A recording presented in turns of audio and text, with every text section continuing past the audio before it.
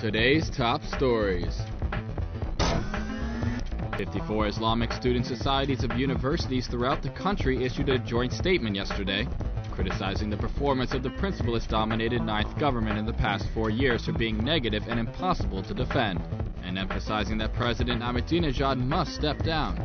The students say, quote, "Today, after nearly 4 years of Mr Ahmadinejad's government's term in office, once again based on everything that has befallen our country and nation during this period of time, we announce that the performance of the ninth government has been negative and impossible to defend."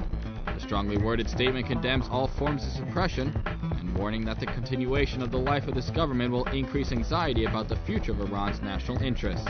It says, quote, "In order to stop the current trend, we shout out loudly that Ahmadinejad must go."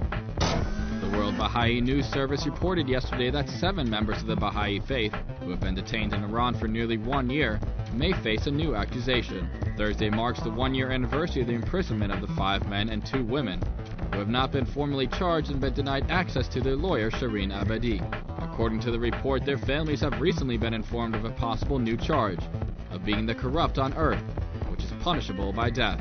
Meanwhile, Christian Solidarity Worldwide yesterday called on Iran to release 2 Christian women being held in Tehran's Evin prison. Maryam Rostampour, 27, and Marzieh Amirzadeh, 30, were arrested by Iranian security forces on March 5th. Reporters Without Borders yesterday voiced concern at what it described as a 2-week-old wave of arrests of journalists in Iran. According to the Paris-based press freedom watchdog, 2 more Iranian journalists have been arrested in the past 2 weeks, bringing the total number of journalists and bloggers being held in Iran to 15, including 2 women.